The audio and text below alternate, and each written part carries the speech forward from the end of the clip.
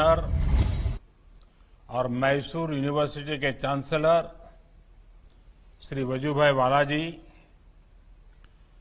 कर्नाटका के शिक्षा मंत्री डॉक्टर श्री एन अश्वत्थ नारायण जी, मैसूर विश्वविद्यालय के कुलपति प्रोफेसर जी हेमंत कुमार जी, इस कार्यक्रम में उपस्थित सभी शिक्षकगण, छात्र छात्राएं, अभिभावकगण, देवी और सज्जनों, सबसे पहले आप सभी को मैसूरू दशहरा नाड़ हब्बा की अनंत अनंत शुभकामनाएं।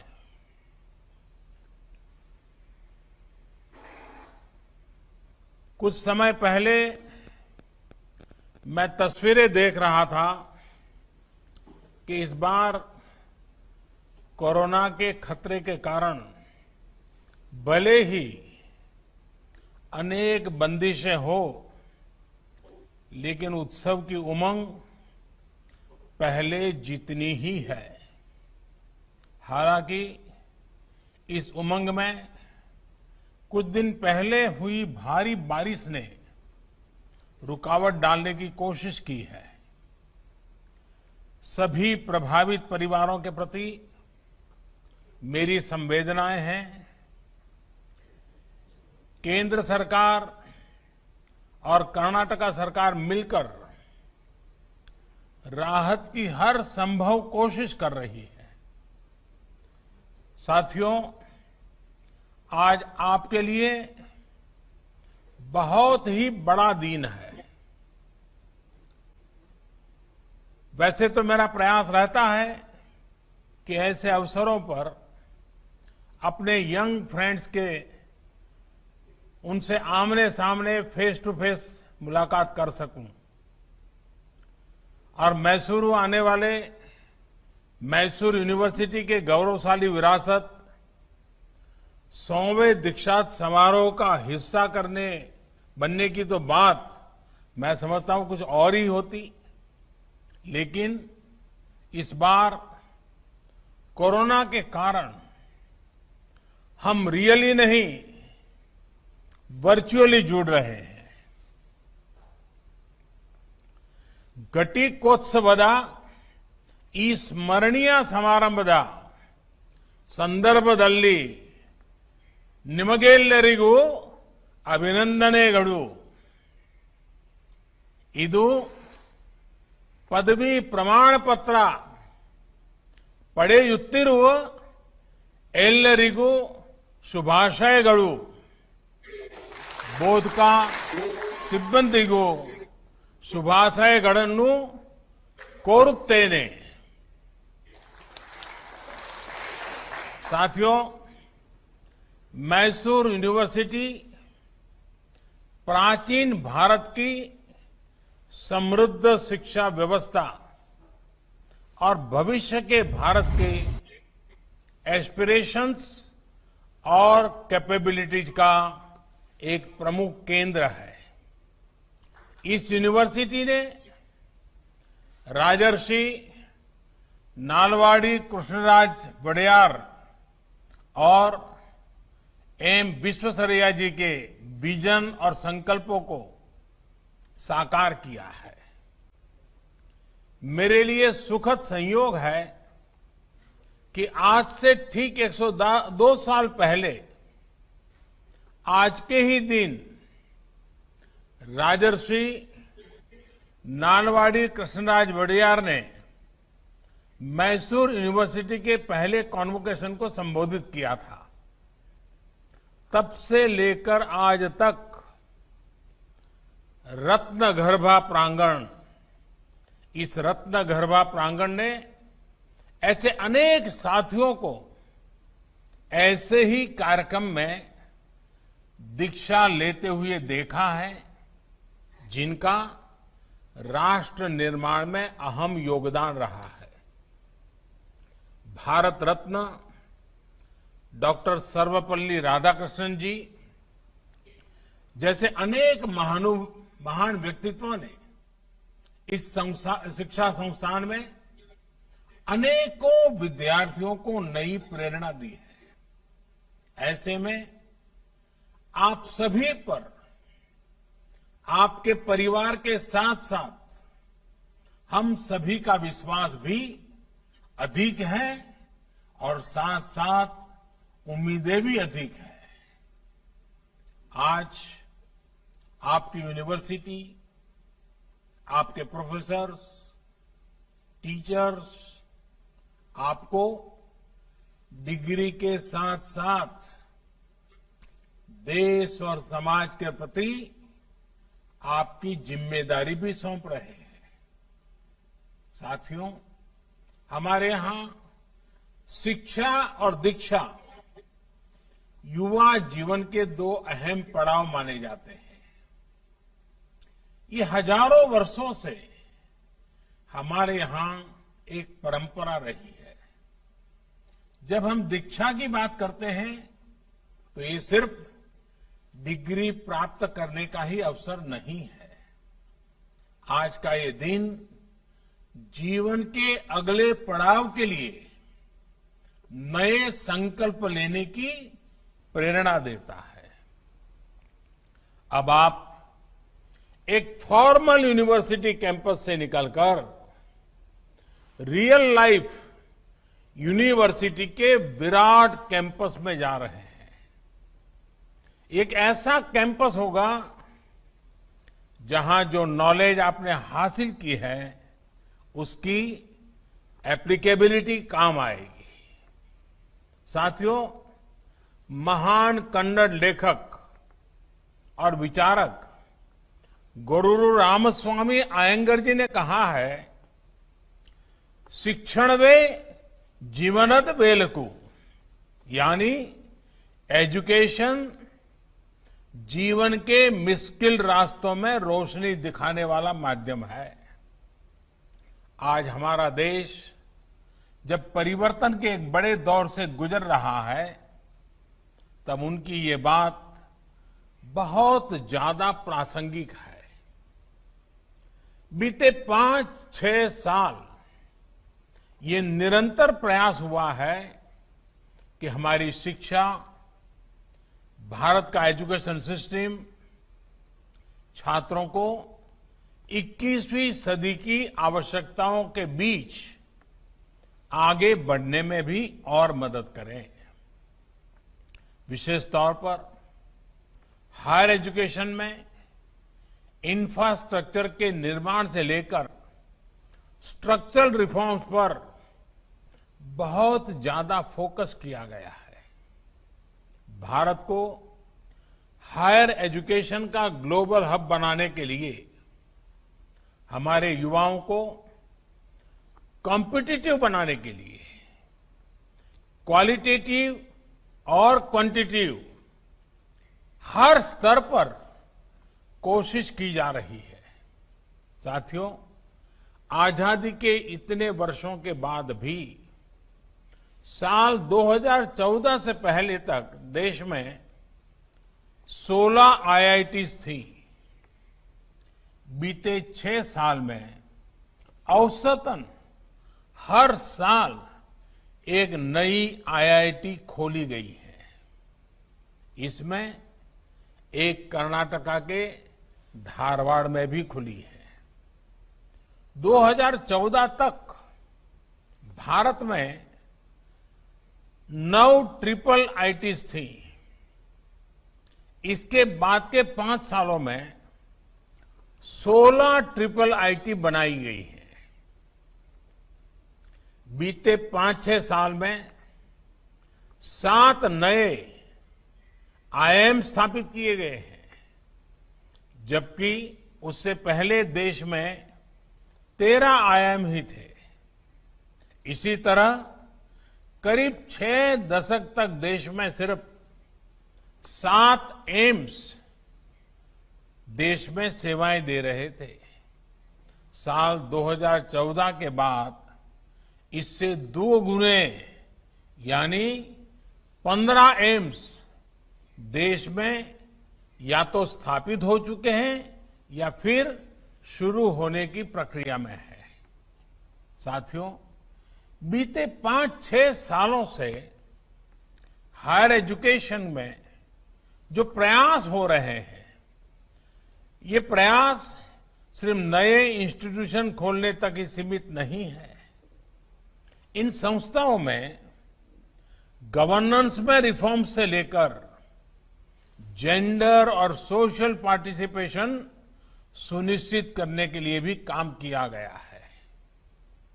ऐसे संस्थानों को ज्यादा ऑटोनॉमी दी जा रही है ताकि वो अपनी जरूरत के मुताबिक फैसले ले सकें।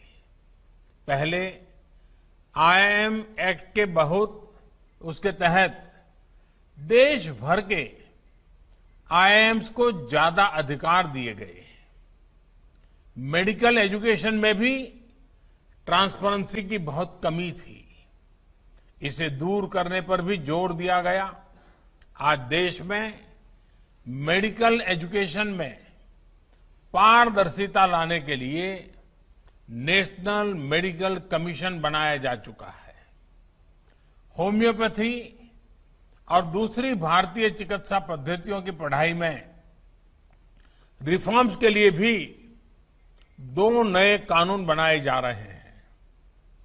मेडिकल एजुकेशन में हो रहे रिफॉर्म से देश के युवाओं को मेडिकल की पढ़ाई के लिए ज्यादा सीटें मिलनी सुनिश्चित हो रही है।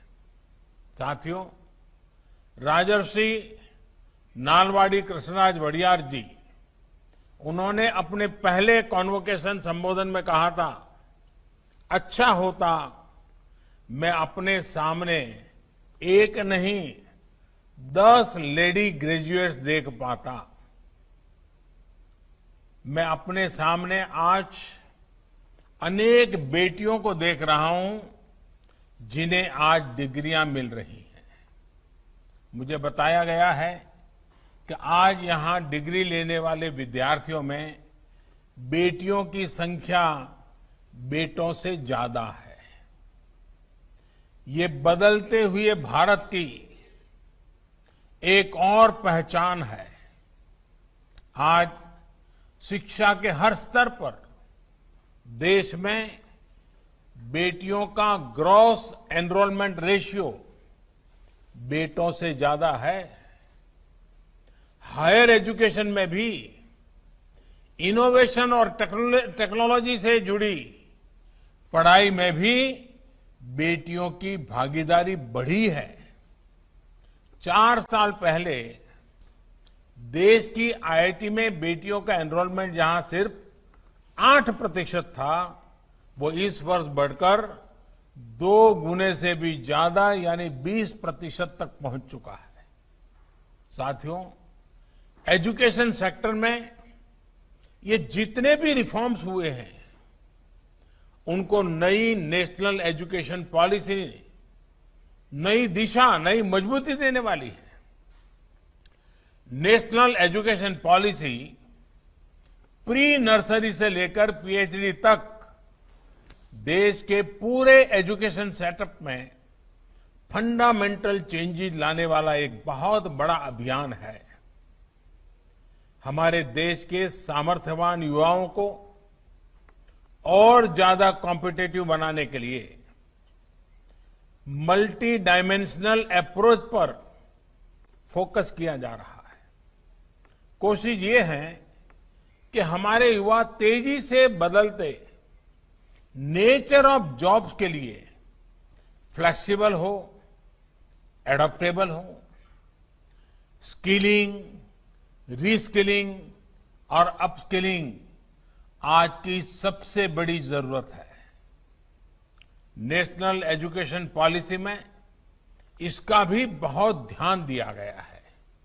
साथियों, मुझे खुशी है कि मैसूरू यूनिवर्सिटी ने इस पॉलिसी को लागू करने के लिए प्रतिबद्धता दिखाई है, तेजी दिखाई है। मुझे लगता है कि एनईपी के आधार पर आप मल्टी डिसिप्लिन प्रोग्राम शुरू कर रहे हैं।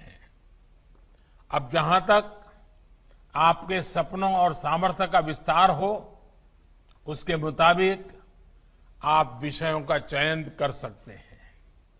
इसमें आप ग्लोबल टेक्नोलॉजी और लोकल कल्चर साथ साथ पढ़ सकते हैं। उस टेक्नोलॉजी का इस्तेमाल आप लोकल चीजों को बढ़ाने में कर सकते हैं। साथियों, हमारे देश में ये जो चौतरफा रिफॉर्म्स हो रहे हैं, उतने पहले कभी नहीं हुए। पहले कुछ फैसले होते भी थे तो वो किसी एक सेक्टर में होते थे और दूसरे सेक्टर छूट जाते थे। बीते 6 सालों में मल्टीपल रिफॉर्म्स हुए हैं, मल्टीपल सेक्टर्स में रिफॉर्म हुए हैं। अगर एनईपी देश के एजुकेशन सेक्टर का फ्यूचर सुनिश्चित कर रही है, तो ये आप जैसे युवा साथियों को भी एम्पावर कर रही है। अगर खेती से जुड़े रिफॉर्म्स किसानों को सशक्त कर रहे हैं, तो लेबर रिफॉर्म्स लेबर और इंडस्ट्री दोनों को ग्रोथ, सिक्योरिटी और ट्रस्ट दे रहे हैं। डायरेक्ट बेनिफिट ट्रांसफर, इससे हमारा जहां हमारे पब्लिक डिस्ट्रीब्यूशन सिस्टम में सुधार आया है, तो वहीं रेरा से हमारे होम बायर्स को सुरक्षा मिली है। देश को टैक्स के जाल से मुक्ति दिलाने के लिए अगर जीएसटी लाया गया, तो टैक्स पेयर को परेशानी से बचाने के लिए फेसलेस असेसमेंट की सुविधा हाल ही में शुरू की गई है। इंसॉल्वेंसी बैंक्रप्सी कोड, इससे जहां पहली बार इंसॉल्वेंसी के लिए एक लीगल फ्रेमवर्क बना, तो एफडीआई रिफॉर्म से हमारे यहां इन्वेस्टमेंट बढ़ रहा है। साथियों, आपने बीते 6-7 महीने में ये देखा होगा कि रिफॉर्म्स की गति और दायरा दोनों बढ़ रहा है। खेती हो, स्पेस हो, डिफेंस हो, एविएशन हो, लेबर हो, ऐसे हर सेक्टर में ग्रोथ के लिए जरूरी बदलाव किए जा रहे हैं। अब सवाल ये है कि आखिर ये किया क्यों जा रहा है?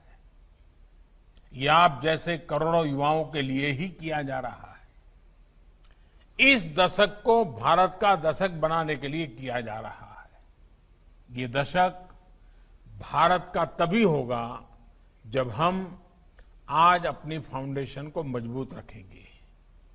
युवा भारत के जीवन में ये दशक बहुत बड़ा मौका लेकर आया है। साथियों, देश के बेहतरीन एजुकेशन इंस्टीट्यूट में से एक होने के नाते मैसूर यूनिवर्सिटी को भी हर नई स्थिति के हिसाब से इनोवेट करना होगा। पूर्व कुलपति महान कवि साहित्यकार कुवेम्पू जी ने यूनिवर्सिटी के मेन कैंपस को मान संगोत्री यानी मन का शाश्वत प्रवाह का जो नाम दिया था, उससे आपको निरंतर प्रेरणा प्राप्त करनी है। आपको incubation centres, technology development centres, industry academy linkage और इंटर डिसिप्लिनरी रिसर्च जैसे विषयों पर और ज्यादा फोकस करना होगा। यूनिवर्सिटी से ये भी अपेक्षा है कि वो कंटेम्पररी और ग्लोबल इश्यूज के साथ साथ लोकल कल्चर, लोकल आर्ट और हमारे सोशल इश्यूज से जुड़ी रिसर्च को बढ़ावा देने की अपनी परंपरा का और विस्तार करें। साथियों, आज जब इस महान कैंपस से बाहर निकल रहे हैं, तो मेरा आपसे एक और आग्रह है। आप में हर एक के पास जो अपनी ताकत है, अपना सामर्थ्य है, उसके आधार पर एक्सीलेंस अचीव करने की हमेशा कोशिश करें। आपको एक सीमित दायरे में एक बॉक्स में ही फिट होने की कोई जरूरत नहीं है। हो सकता है कि जिस बॉक्स में फिट होने की आप कोशिश कर रहे हैं वो बॉक्स आपके लिए बना ही ना हो। अपने लिए समय निकालिए, इंट्रोस्पेक्ट कीजिए, अपनी ताकत को पहचानिए और जमीन से जुड़ी हर उस चीज का अनुभव लीजिए जो लाइफ आपके सामने रख रही है। इससे आपको अपना आगे का मार्ग चुनने में बहुत मदद मिलेगी। न्यू इंडिया अवसरों की धरती है। कोरोना के इस संकट काल में भी आपने देखा होगा कि कितने ही नए स्टार्टअप्स हमारे नौजवानों ने खोले हैं। ये स्टार्टअप्स कर्नाटका ही नहीं, देश की भी बहुत बड़ी ताकत है। मुझे विश्वास है असीम अवसरों की इस धरती पर आप अपने सामर्थ्य, अपनी प्रतिभा से देश के लिए बहुत कुछ करेंगे। आपका विकास सिर्फ आपका विकास नहीं होगा, देश का विकास होगा। आप आत्मनिर्भर बनेंगे तो देश भी आत्मनिर्भर बनेगा। एक बार फिर सभी साथियों को बेहतर भविष्य के लिए अनेक अनेक शुभकामनाएं देता हूं। बहुत बहुत धन्यवाद।